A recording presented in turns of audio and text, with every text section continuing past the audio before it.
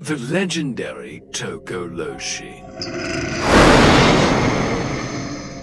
In the heart of a quiet village, nestled deep within the rolling hills of southern Africa, lived a young woman named Nomvula.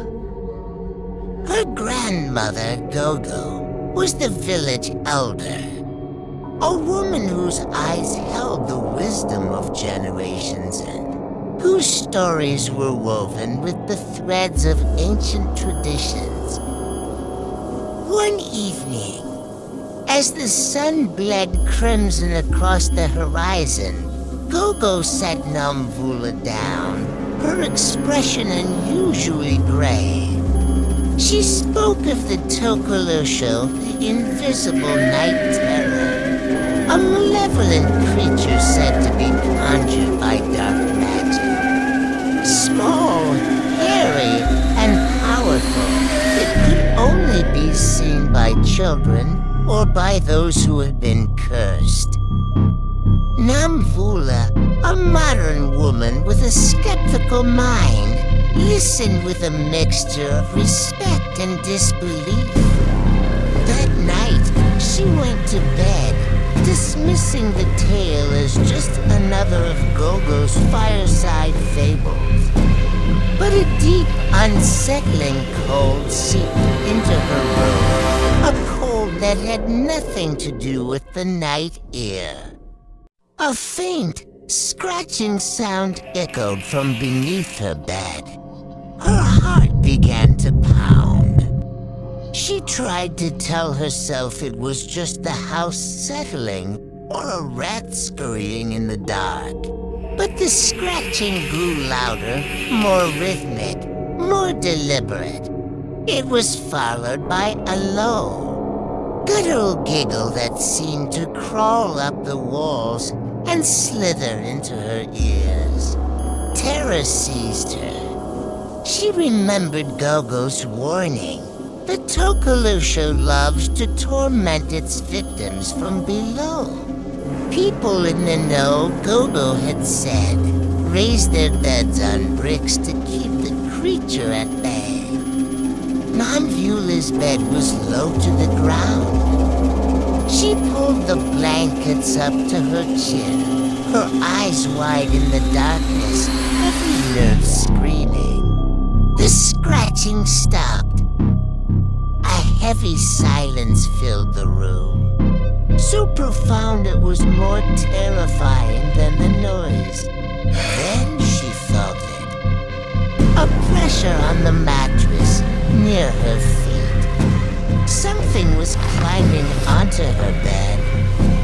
She couldn't see anything, but she could feel its weight, could smell the foul odor of river mud and decay. The air grew heavy, pressing down on her chest, making it hard to breathe. A phantom weight pinned her limbs. It was the sleep paralysis Gogo had described, the Tokoloshe's favorite trick. She tried to scream, but only a choked gasp escaped her lips.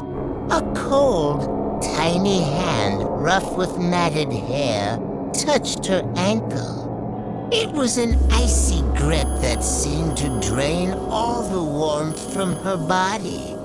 The giggling returned, this time right beside her ear, a sound of pure malice.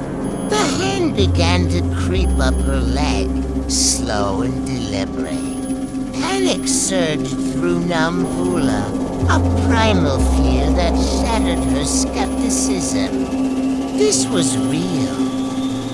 The stories were real. Desperately, she fought against the paralysis, channeling all her willpower into a single thought, move.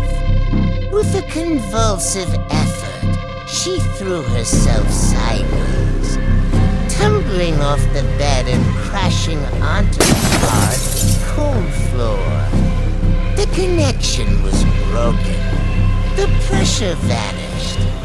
The foul smell dissipated, and the giggling ceased.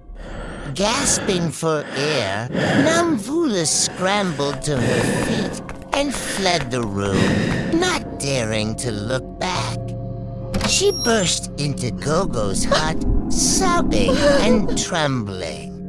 The old woman was awake, a single candle burning beside her, as if she had been waiting. She held Nomvula close, rocking her gently. The next morning, before the sun had fully risen, Nomvula and Gogo were placing heavy bricks under each leg of her bed, raising it high off the ground. Nomvula never dismissed her grandmother's stories again. Some nights, she still hears a faint scratching from the floor below. A frustrated sound that serves as a chilling reminder of the invisible terror that lurks in the shadows, waiting. Thank you for watching. If you found this story chilling, hit that like button and subscribe for more tales from the dark corners of our world. Stay safe and always check under your bed.